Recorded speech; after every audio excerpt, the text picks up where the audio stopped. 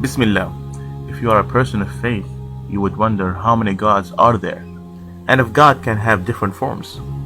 Different religions have different number of gods. For instance, in Hinduism, you have many gods, and it could be up to 330 million gods. In Christianity, you have 3 gods equal to 1. In Buddhism, there is no God. In Islam, there is only one and only God. So how many gods out there? In order for us to know the truth, we have to know the true character of God.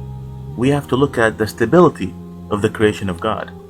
And we have to know the goal of the enemy of God's creation. First, what is the true character of God?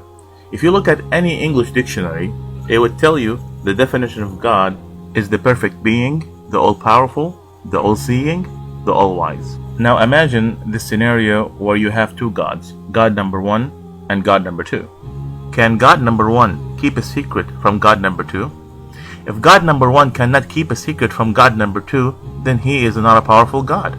And if God number 2 cannot know the secret of God number 1, then he is not an all-knowing God. So, can there be more than one perfect God?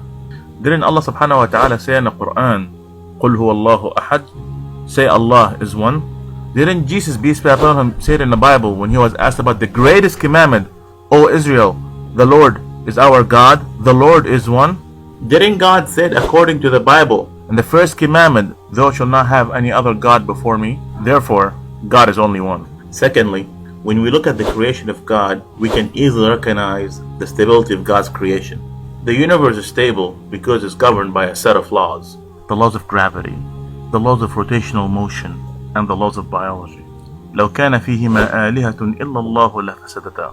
If there was more than one God, there will be total destruction, no stability. And you think there is more than one God? The next question, can God have different forms? Can God be a human and a spirit and God at the same time? To answer that, how can you be limited and unlimited in the same time? How can you be all-knowing and have limited knowledge in the same time? How can you be finite and infinite in the same time? How can you be a square and a circle in the same time?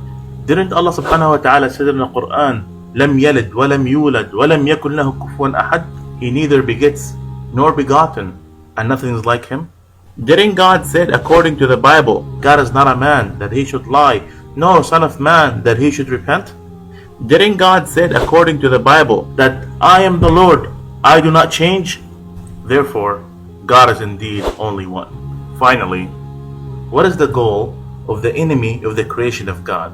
The best of God's creations are humans, and the number one enemy for humans is Satan.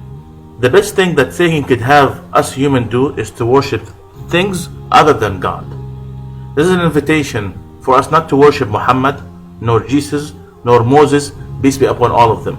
But this is an invitation to worship Allah subhanahu wa ta'ala, the creator of all.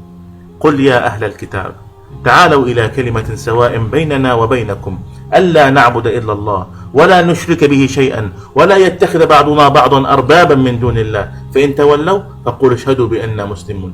Say, O people of the book, O Jews and Christians, let's come in good terms, in which that we worship nobody except for God, the creator of all, and we don't associate anybody with God. And if they refused, witness that we are indeed Muslims.